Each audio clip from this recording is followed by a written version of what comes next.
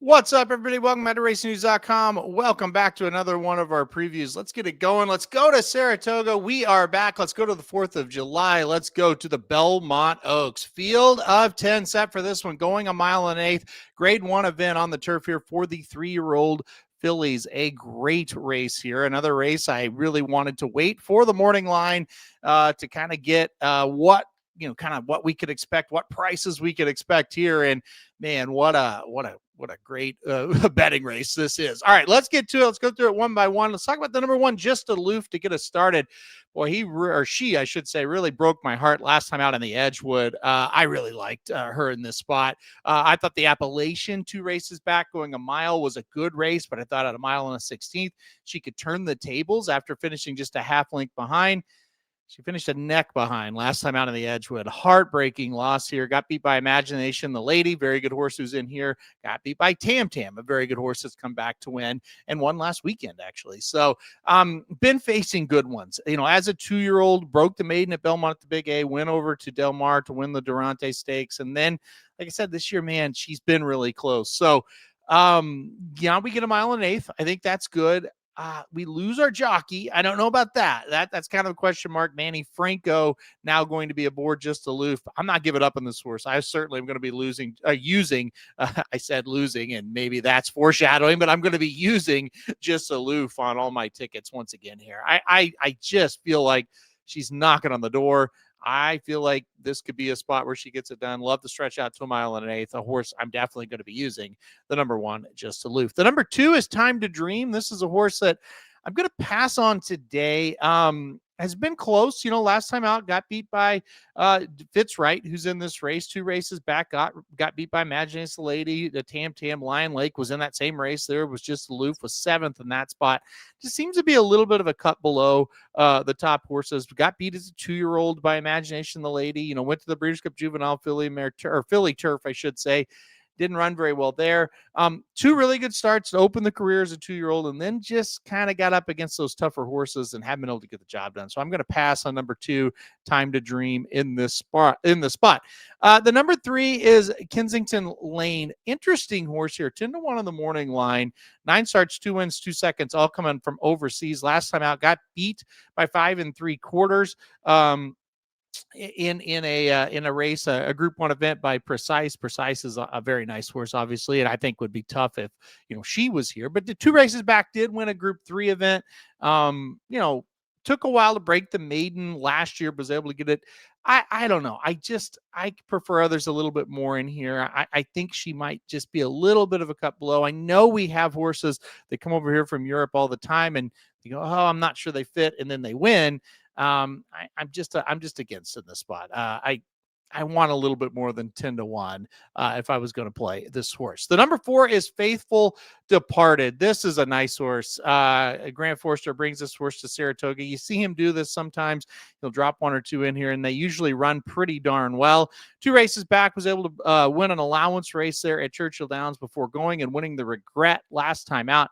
Beat Storm's Wake, a pretty nice horse. Beat Tam Tam, also a pretty nice horse last time out, and did it pretty easily. Also, that race was at a mile and an eighth, which should set him up well for this one, and gets Jose Ortiz aboard for the 3rd straight time. Give me it all, man. I'm going to use this horse as well. 5-1. I think we'll get every bit of that. So Faithful Departed, the horse, I think, coming in here looking very good. Last few races has been very, very good. So a mile and an eighth, I think that could have been the key. You really saw this horse run great at that distance. The number 5 is Storm's Wake, a horse I just talked about. Got beat last time out, too. Faithful Departed, but ran okay. Ran okay in the Edgewood as well. Got 5th, but, beaten by those same horses we've been talking about. Imagination the Lady and Tam Tam. Good horses, for sure. 3 races back, did pull the upset over those same types of horses in the Appalachian, and was 21-1 that day, was able to get the job done. I think he'll run well here. I do. Kind of just as a horse that outruns the odds a lot of times. I do think I'm not going to use this horse to win. I might use the horse underneath in the spot here for Storm's Wake. The number 6 is Fitzwright. This is one that just kind of seems to be that Chad Brown horse that's coming on, right? As a 2-year-old, was kind of underwhelming. Did break the maiden at Meadowlands, and then didn't run very well in the stakes. Came back this year. Won a nice allowance race at Tampa and looked very easy doing it there in January. Then won a stakes at Aqueduct over the turf in the Memories of Silver, and then won the Wonder again last time out and looked pretty darn good doing it. So Fitz Wright now gets Flavian Pratt for the third straight time. Makes sense to me, and it kind of feels like maybe Pratt chose the 6 over the 1, and I can kind of see why, because he did win a grade 2 race last time out. So I think Fitz Wright, just one of those Chad Brown horses that makes a lot of sense in this spot. The number 7 is Carmesita. This is a horse that had been running, in a foreign country here for a long time, and over in Argentina, and then came over and ran in a allowance to kick off of the kind of the try here in the United States. Got third, beaten 2 3/4. I think a little bit up against it here. Would like to see a little bit more out of that allowance race, but a horse that in Argentina was running pretty well. Just don't know that it translates here. The number 8 is the morning line favorite. I was actually pretty surprised that the number 8 Abashery is the morning line favorite. Charlie Appleby, William Buick horse here. Last time out in a Group 1 event, ran third, beaten 3 lengths to Precise, and then 2 races back in a Group 1 event, ran fifth, beaten 4 lengths. True Love was the winner of that race, another really nice horse. That horse was 8-1 and 6-1 in those 2 races, so took a little bit of money, but not the favorite or anything like that. 3 races, like I said, did break the maiden. That was over the synthetic, and then went right to the turf.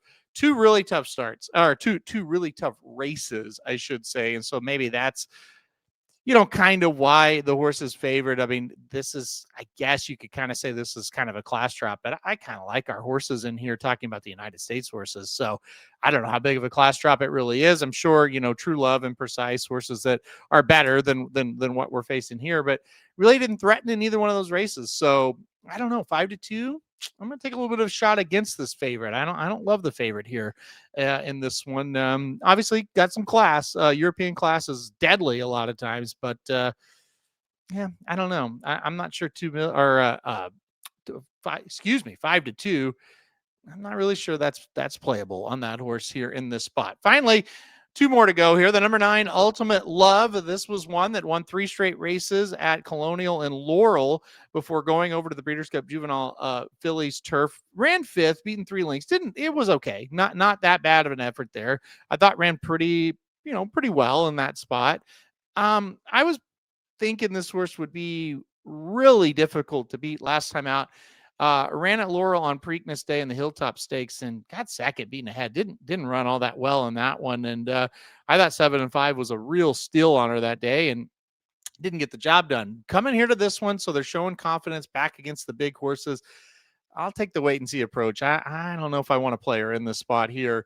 Didn't love that return to the races at all. And then finally, the number 10 is Imagination the Lady. And boy, she's been awfully good here. Off the layoff in the Appalachian, 2 races back, got second, beating the neck, and really just kind of ran out of real estate. I thought was the best horse that day. And also, just off the layoff, maybe needed one. And then last time out, gets the job done at the Edgewood Stakes, going a mile in the 16th. I actually think this horse wants a mile and an eighth. And I think being by not this time out of a Warfront mare, I think we're going to see improvement out of this horse. I think it's going to make her very tough. I think she should be the favorite. And if I think she should be the favorite and she's 4-1, obviously she's going to be my top pick. Look, what has she really done wrong in her career? Yeah, she did get fourth in the Breeders' Cup juvenile turf, but yeah, whatever. Ran pretty well, got fourth still, but like I said, yeah, it is what it is, right? But her other races are pretty good. So I like her. I like her quite a bit in this spot. I think is the one to beat. So on top, I'm going to go number 10, Imagination the Lady. Like I said, really like her, really like this distance. Number 1, Just Aloof, and second for me. We'll see. This is a horse I have picked. I did pick, I should say, last time out to beat Imagination the Lady. Got within a neck. I like these two quite a bit. I really hope Just Aloof and Imagination Lady can kind of show their stuff here. Number 6 Fits Right in third for me. Certainly think this is one that has a chance. And I went number 4, Faithful Departed in fourth. So I'm going to go against the favorite here of the 8. I'm going to go 10-1-6-4. That's 10-1-6-4 in this year's running of the Belmont Oaks. All right, guys, that'll do it for this preview. Hit the like button if you like. Hit subscribe. You really like it when I get alerting time. We do videos like this. And most importantly, Good luck if you're playing Saratoga on opening weekend.